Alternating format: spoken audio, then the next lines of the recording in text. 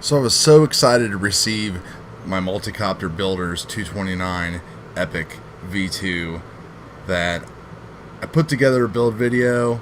Didn't really go over the frame and everything like that a whole lot, so I'm going to do a complete frame build up and then an even longer build video that shows what goes into this. So what's going on, guys? Chatty CRC back with you here in the channel, and of course we have the 229 Multicopter Builders Epic V2 here with the captain's seat, and I have some of the key components laid out.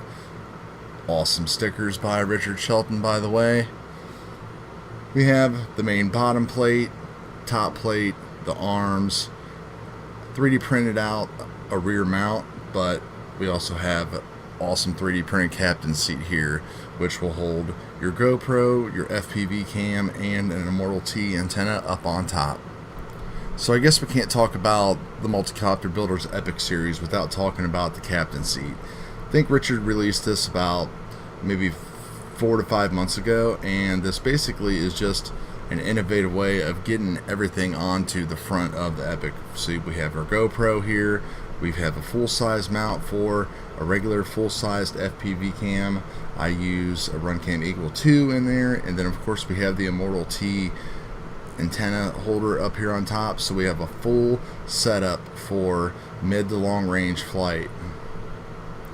3D prints are great quality, super smooth. Compare that to some designs that you might find on Thingiverse. This one here is a GoPro mount that will actually house a TBS Jello Guard glass, so that way you can get even better FPV video. But as you can see, you can only put the camera on there. There's no mount for the Immortal T, so you would have to print something different like this to go onto the rear of the quad, which would hold your Immortal T and also has the pass-through for the SMA connector for a Unify. So we'll take a look at the bottom plate here, and the bottom plate and the arms are held together with this X-frame piece that actually goes underneath it and has holes for press fit nuts, which are really great as far as keeping vibrations down, because once you get them in and sink them in, they're there. You're not going to have any nuts that are going to loosen up or anything like that. We have obviously holes drilled that are pretty cool looking for weight savings, as well as if you mount like your Unify back here in the back, you're going to get extra cooling on that to keep your video looking a little bit better. Up front we got plenty of room. This is where your captain's seat would typically go, and this is where on my first build I actually have my Crossfire inside there. It just fits real nice, and then you run the antenna up and the Immortal T comes right out of the sides. And then we have the Epic top plate here, which you can also run an SMA and an antenna up through here as well. 4 screws to hold the top plate on into the standoffs. Really nice looking. Again, only the material that we need. And the last key piece are going to be the arms, which are a foam type of dense material pressed composited with carbon fiber, and these arms are super stiff and rigid. They're gonna totally minimize vibrations. You have completely open screw holes here, so that way you don't have to worry about different bolt mounting patterns and everything, and they're super duper light.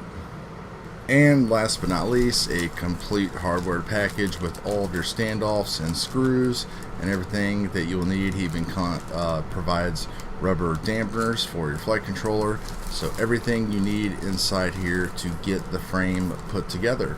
So let's start working on this frame. Alright, so inside of the kit, of course, we're going to have a hardware kit, and we're going to have our bottom plate, which is going to go underneath, then arms, then the top plate.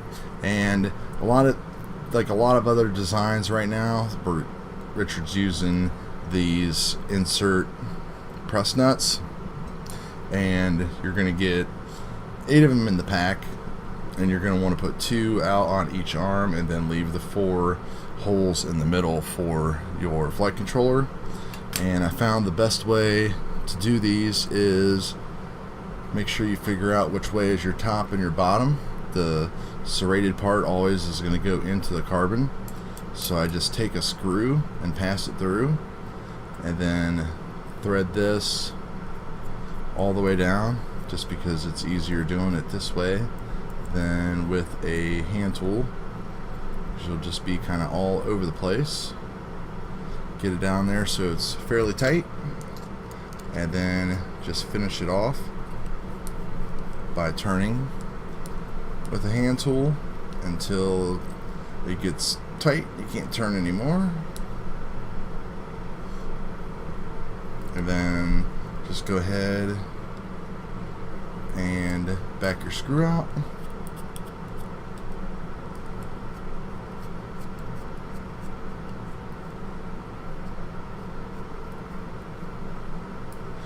And there we go. I've already done the rest of them, so there is our completed bottom plate. So now we'll go ahead and start attaching the arms to the frame. So you can do these all one at a time, or get every arm cinched in all at once. Basically, you're just going to want to take an arm and line it up inside with the holes, and take one of the longer screws, and then go ahead and pass it through the holes here in the top plate and through the arm and into the insert nut below. And I usually just make them just tight enough so they're not like swinging around everywhere.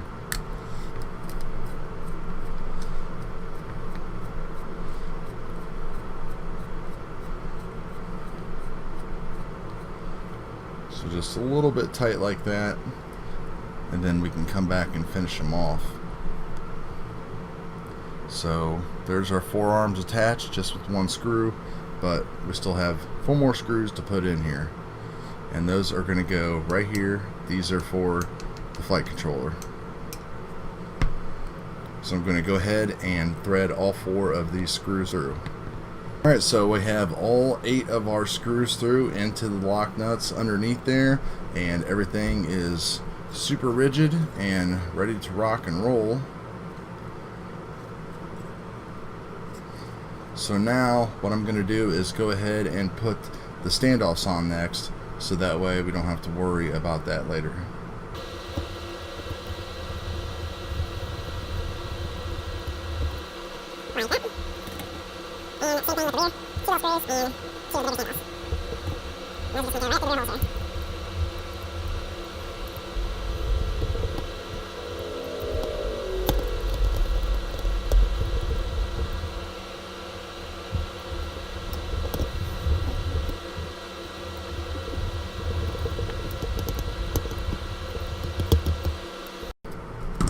And there we go. Now we have all of our standoffs installed.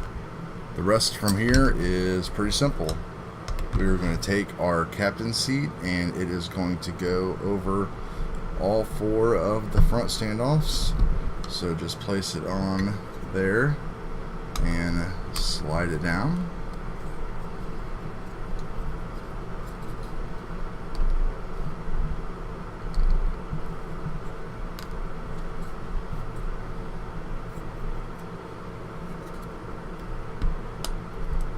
And it will all be nice and flush.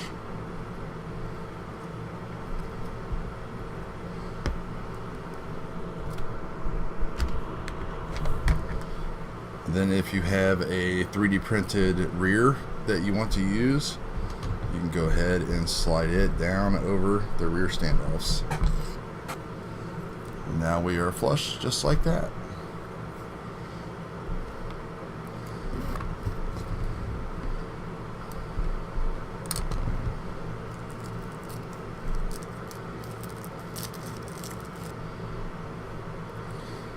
So for flight controller mounting, I have the included mounts, a long screw, and then I have some of these nylock nuts here.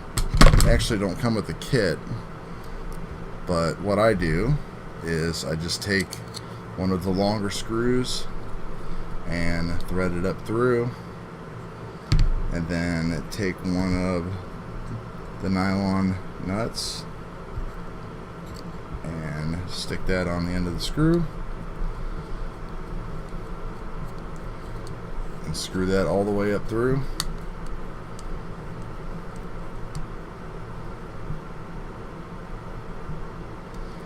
And then I take one of the flight controller standoffs, and then I just screw that on top, so you're left like that.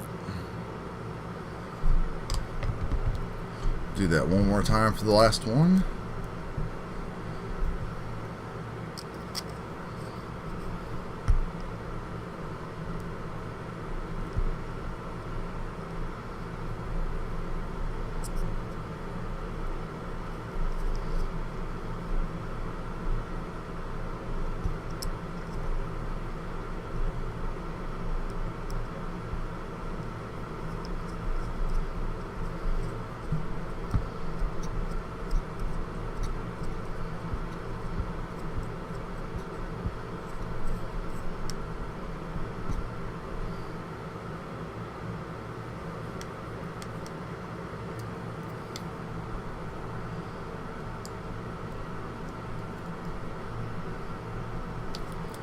And there we go. All 4 flight controller standoffs are on there. Nice and wiggly. Ready to absorb all of the extra vibration that we might get. Last part. Throw the top frame on here.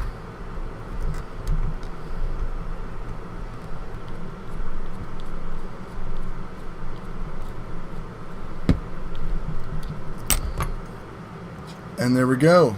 Frame is complete. Notice I do have a 3D printed mount that has an Immortal T antenna holder back here, as well as the captain's seat has one there. The camera's going to go here, GoPro's going to sit there, Unify is going to sit here, flight controller's going to sit there. Crossfire can either lay in here or go back here with the Unify, so there's plenty of space. You don't have to worry about anything. All has a place, and we'll grab a weight on it real quick. 122 grams with all the hardware and all the 3D printed parts. So that is the Epic 229 V2 frame build. Let me know if you have any questions, and take a look at the upcoming build series.